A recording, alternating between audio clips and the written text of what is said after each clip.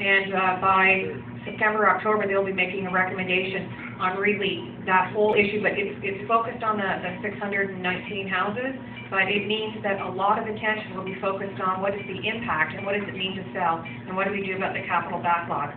Quickly about the bar, my colleague Chuck, who was running around with the first name basis with the bar owner. I do know that they've been enjoying kind of a quiet lull, that things have been working rather well, but he will certainly forward along directly to the manager the comments that you've raised tonight about the bar.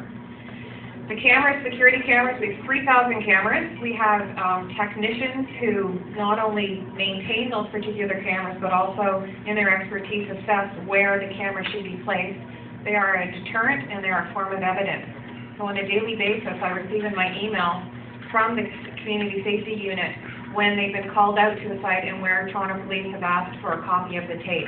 So we work hand in hand, and it's not going to capture everything, but the board has asked us to come back and report more.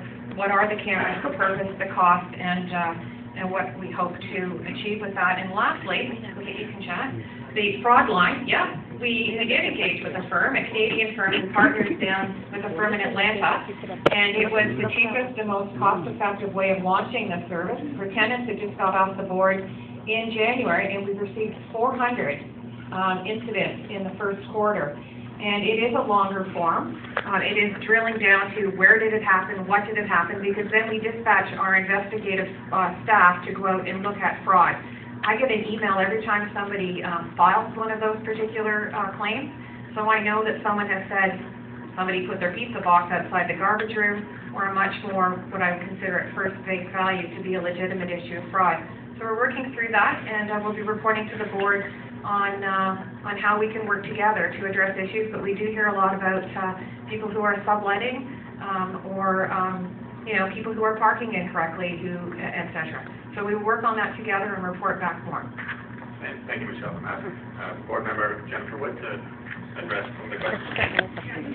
Hello, yo también. Sí, parece bien arrogante. I'm Jennifer Wood, I'm one of the citizen members of the board, and it's unfortunate that Bud Purvis couldn't be here today as our chair, but I wanted to say a few things on behalf of the board, and in particular on behalf of the citizen members, because a couple of times mentioned that you may be I just want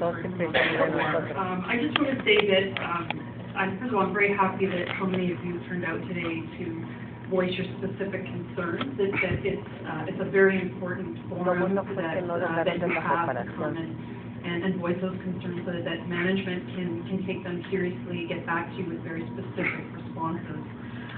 In terms of the legacy that I think was asked, what do we as a board hope to accomplish at Toronto Community Housing, and I can only speak for myself, but in general, when I signed on to be a member of the board, my hope was that in the end we would have a corporation that was better run, more responsive, better maintained buildings, better service, and that it houses the maximum number of tenants who need social housing.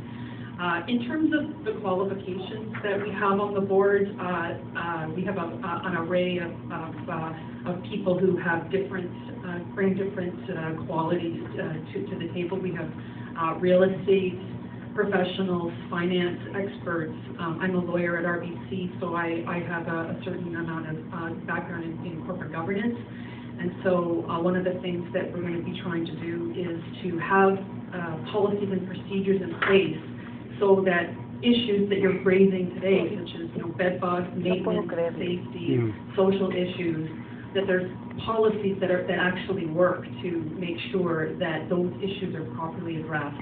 As a board, we're not responsible for visiting every building. We can't possibly do that. Our role is to oversee management and to make sure that management is doing what you need to be done in the areas that concern you.